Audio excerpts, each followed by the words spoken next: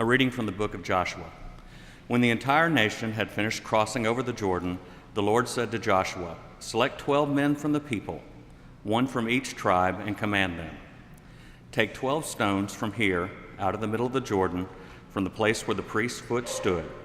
Carry them over with you, and lay them down in the place where you camp tonight." Then Joshua summoned the 12 men from the Israelites, whom he had appointed, one from each tribe. Joshua said to them, "Pass on before the ark of the Lord your God into the middle of the Jordan, and each of you take up a stone on his shoulder, one for each of the tribes of the Israelites, so that this may be a sign among you. When your children ask in times to come, 'What do these stones mean to you?' then you shall tell them that the waters of the Jordan were cut off in front of the ark of the covenant of the Lord. When it crossed over the Jordan, the waters of the Jordan were cut off. So the stones shall be to the Israelites a memorial forever." This is the word of the Lord. Thanks be to God.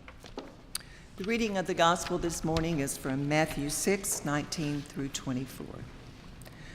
"Do not store up for yourselves treasures on earth, where moth and rust consume, where thieves break in and steal. But store up for yourself treasures in heaven, where neither moth nor rust consumes, where neither thieves do not break in and steal. For where your treasure is, there your heart will be also. The eye is the lamp of the body. So if your eye is healthy, your whole body will be full of light. But if your eye is unhealthy, your whole body will be full of darkness. If then the light in you is darkness, how great is that darkness? No one can serve two masters, for a slave will either hate the one and love the other, or be devoted to the one and despise the other. You cannot serve God and wealth." This is the word of the Lord. Thanks be to God. Good morning. Good morning. It's a pleasure to be here with you this week as we move towards Thanksgiving. Yes, indeed, I have written a book about gratitude, and yes, I was called an expert, but I feel more like an explorer, a person who is always journeying through gratitude, because it's certainly not something we can ever be perfect with in our own lives. My sermon today is called A Generous Inheritance, and the title is taken from the 4th week of the series that you have all been doing on generosity during this month of November.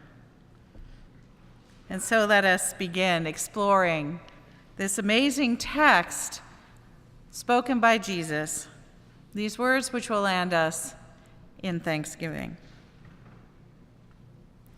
Just this week, a couple days ago, I was looking through some old family papers and I found my grandmother's will.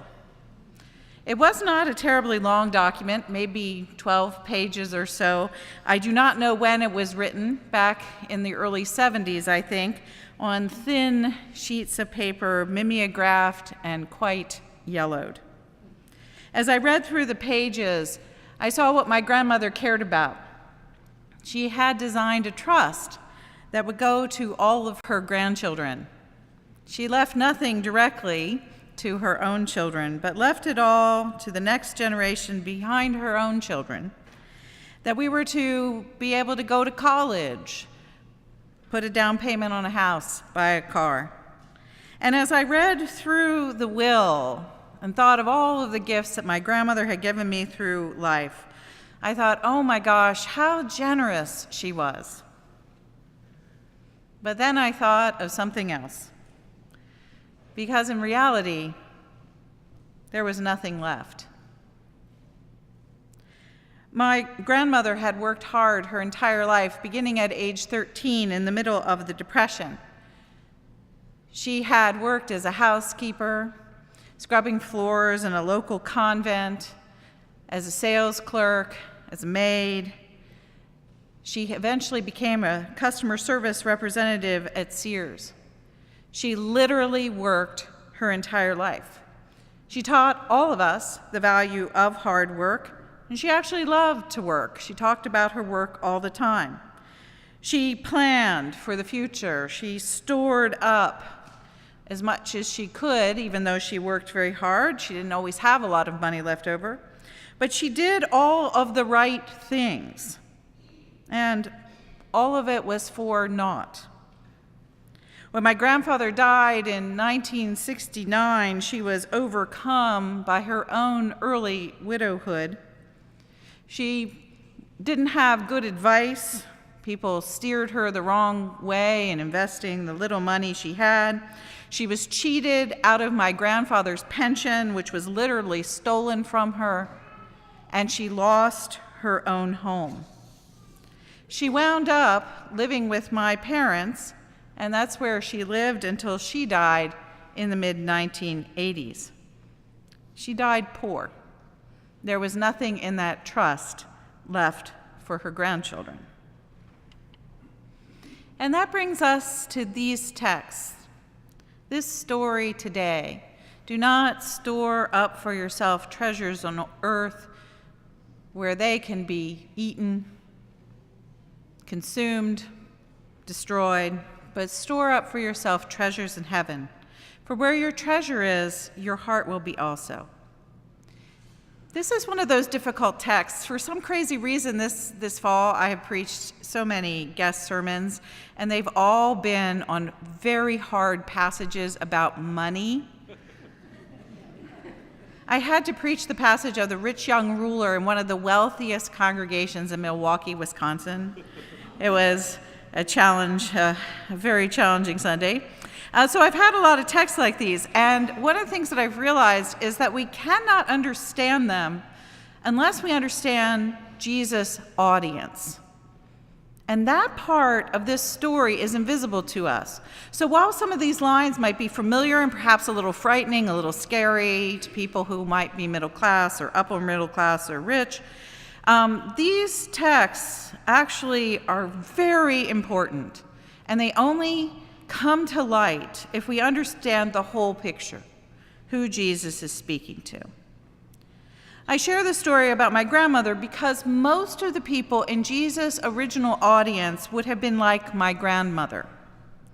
Most of the Jews in Jesus' time, the people he walked among, the people he served, the people he knew, were subsistence farmers.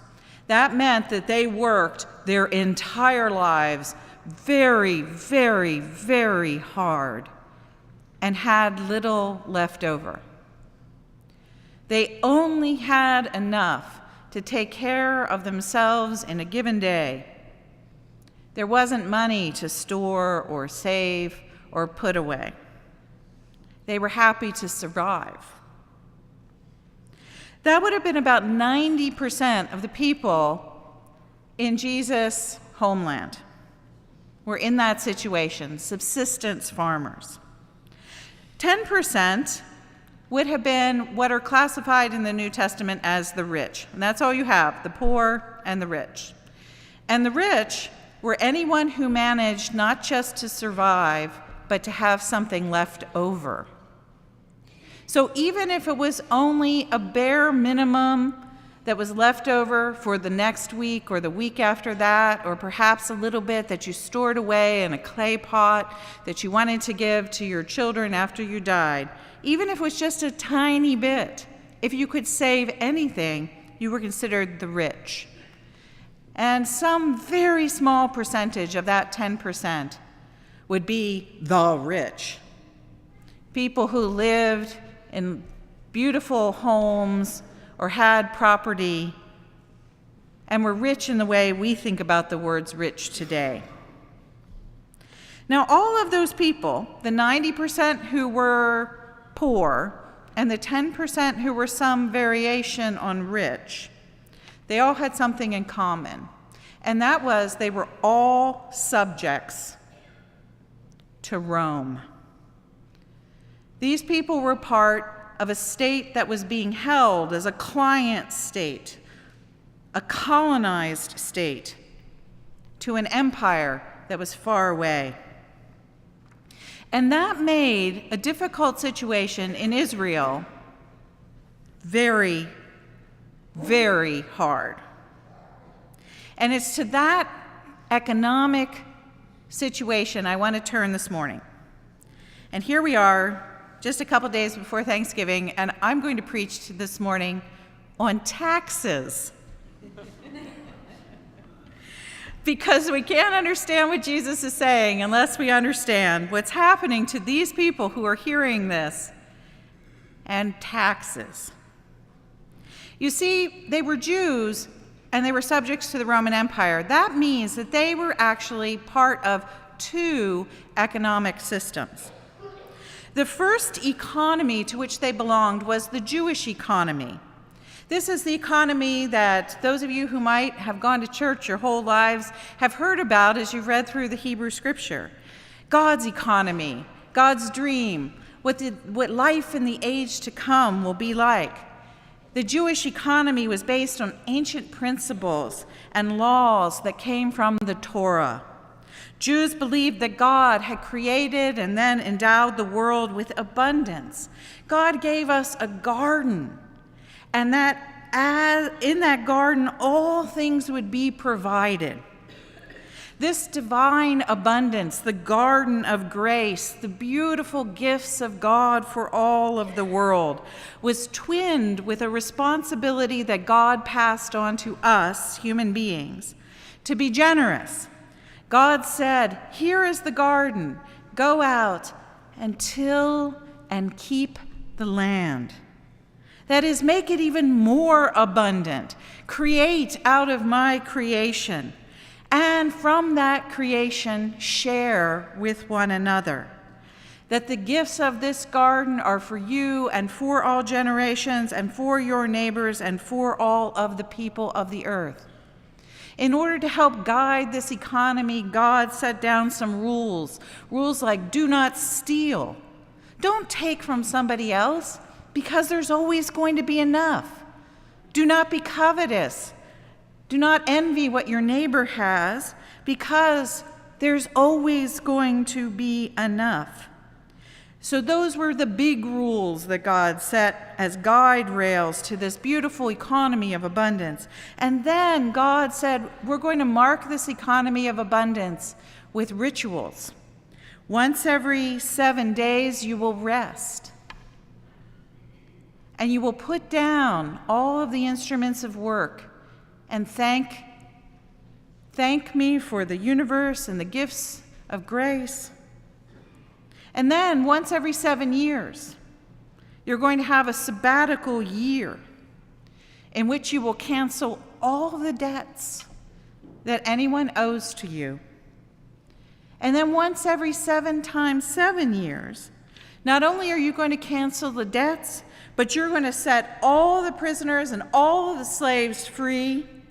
And every piece of land will revert back to its original owner. And so this economy of abundance will be marked by these ritual acts: a weekly Sabbath, a sabbatical year, and the Jubilee. The Jews structured taxes and tithes on this cycle. There had to be enough grown in years when you could work to take care of the whole community in years when no one worked. And so there was a system of offerings that was developed to support everyone, to put away goods for the future, to take care of the livelihood of priests, to be distributed among the poor. And this whole system envisions that there will never be a permanent underclass of poverty, but instead the poor will always be cared for by the whole community, and these taxes and tithes would take care of the temple.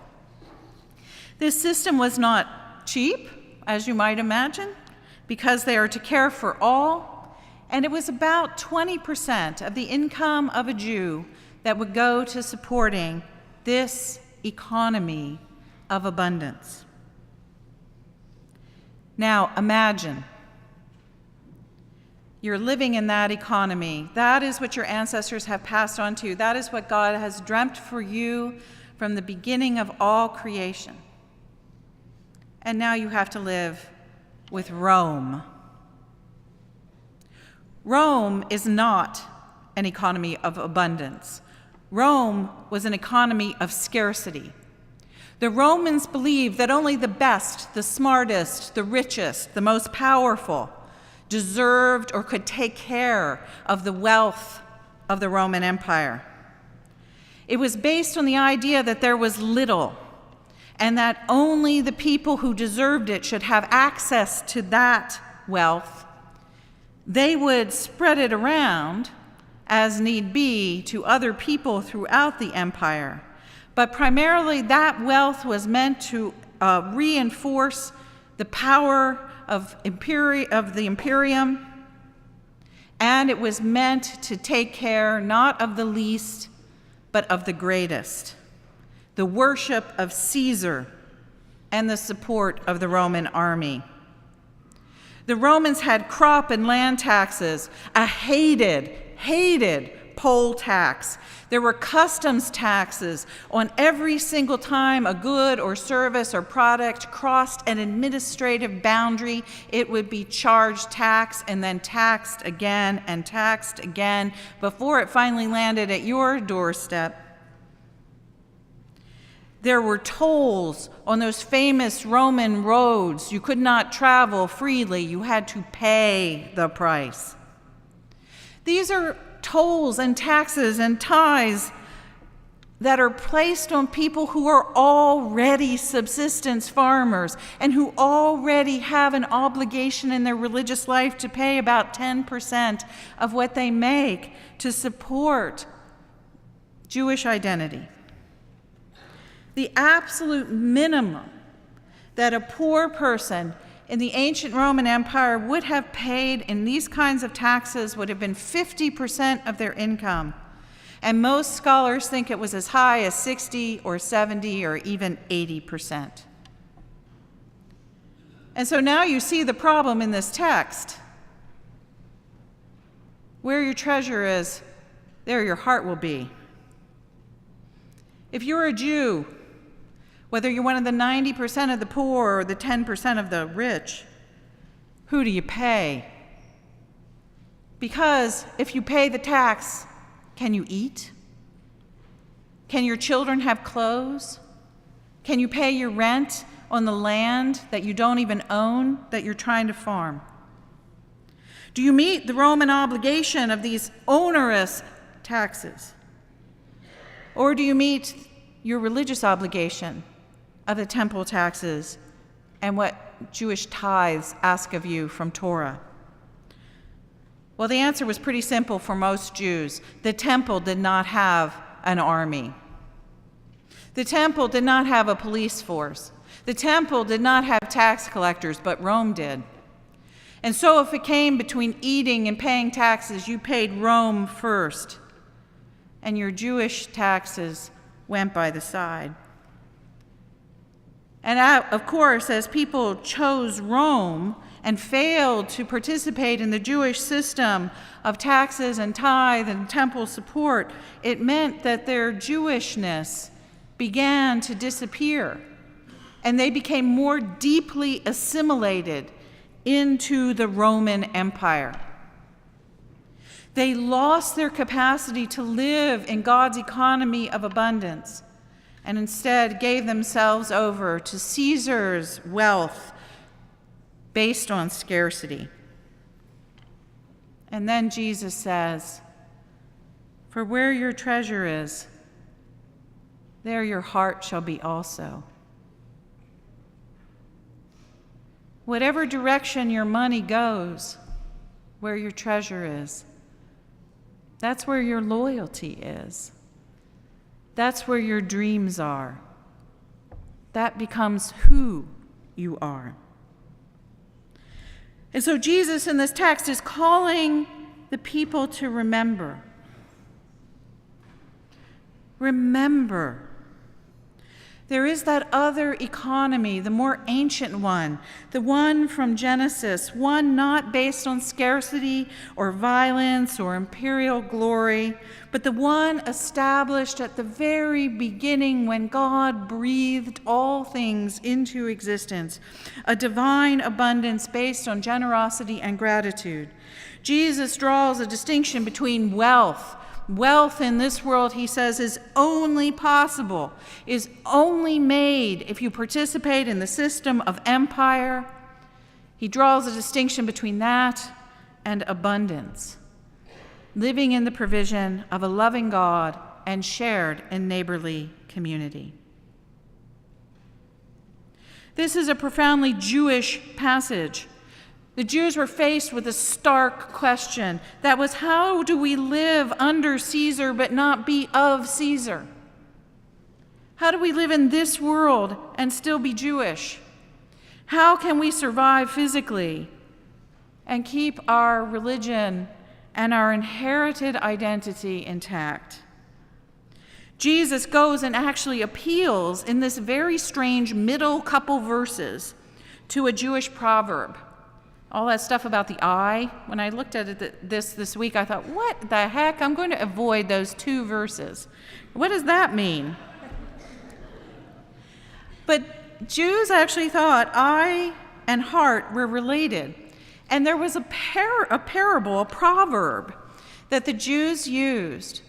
And they said that it was possible to be a person of healthy eye, ayin tobah.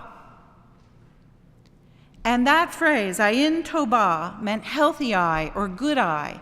And if you called somebody ayin tobah, it was saying you're a generous and open-hearted person. So to have a good eye was to be generous.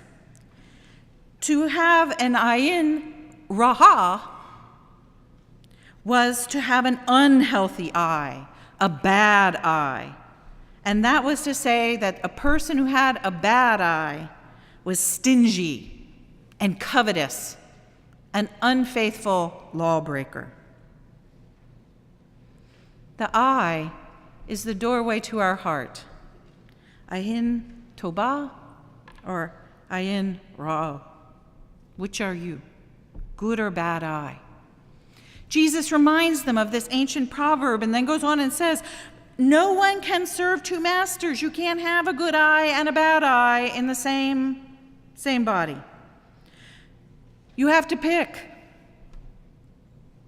For a slave will either hate the one and love the other, or be devoted to the one and despise the other. You cannot serve God and wealth. Now, we in the 21st century, whenever we hear that, we kind of duck, especially if we're upper middle class people, and say, Jesus surely couldn't have meant that. Well, actually, he did. And he meant it in this context that I have just shared with you. It makes perfect sense. The economic system of Caesar was in conflict with the economic system of God. It was Caesar's economy versus God's economy. And Jesus would go on and say, Caesar's economy makes us sick. It robs us of our deepest identity. It takes away our inheritance as Jews. It rips us apart from the one great God of the universe and destroys our relationship with our neighbors. That's what Caesar's economy, the wealth economy of Rome, does. And Jesus says, on the other hand, God's economy consists of Sabbath and Jubilee, the common good. Jesus says over and over again all kinds of things about this economy. He tells endless stories of God's economy. Sell your possessions, give all you have to the poor, and you will have treasure in heaven. Blessed are the poor, for theirs is the kingdom of heaven. Give us this day our daily bread, and forgive us our debts as we forgive our debtors. Therefore, I tell you, do not be anxious about your life, about what you will eat or what you will drink, nor about your body, about what you will put on. Is not life more than food, and the body more than clothing? God's economy is all of that. Divine abundance and human generosity. God's provision through all of creation and our sharing. 20th century theologian Dorothy Soleil called it the zone of liberation. in which the words mine and yours lose their meaning. And that's what the Jews were longing for: liberation, freedom, just like their ancestors who were trapped under Pharaoh's economy. They were trapped in Caesar's economy. They longed to be done with economic systems that privileged the few and punished the many. This sounds like it could be ripped from the headlines today. Jesus reminds them that in these kinds of economies, Pharaoh's, Caesar's, all of these kinds of economies of privilege and scarcity and control, the rich are not happy. Their wealth makes them ill. Neither are the poor happy, because they have to live in the daily crosshairs of survival between the dream of the God of Israel and the God of Mammon. No one is happy. And so Jesus says, where is your heart? Where is your heart? Have you chosen the wealth and safety of this age? Or does your heart yearn for something else? This is not hard. It is not mysterious. It is not an attack on 20th century middle-class white people. But it's Jesus contrasting systems of wealth and abundance, reminding us that the treasure of this age, the age of Caesar, when our wealth is built on violence and empire, will always rot. No matter how hard you work, no matter what you save, it will go away because it is not of God. The treasures, however, of the age to come, the dream of God, the abundance of creation, the provision of the loving, caring, compassionate Savior of the universe, the one who sends daily bread, that treasure, the one multiplied by human generosity and human cultivation in the garden, all that is established on gratitude, goodness, thanksgiving, these things will never rot. And so here I am today in your midst, an Episcopalian in a Baptist church. Jesus says, choose. Choose. Jesus is holding out a choice for us. Do not let circumstances choose for you, he says. Choose your inheritance. And that's what's before us today. We get to make a choice. Do we allow Caesar's economy of privilege and violence to shape us, eating away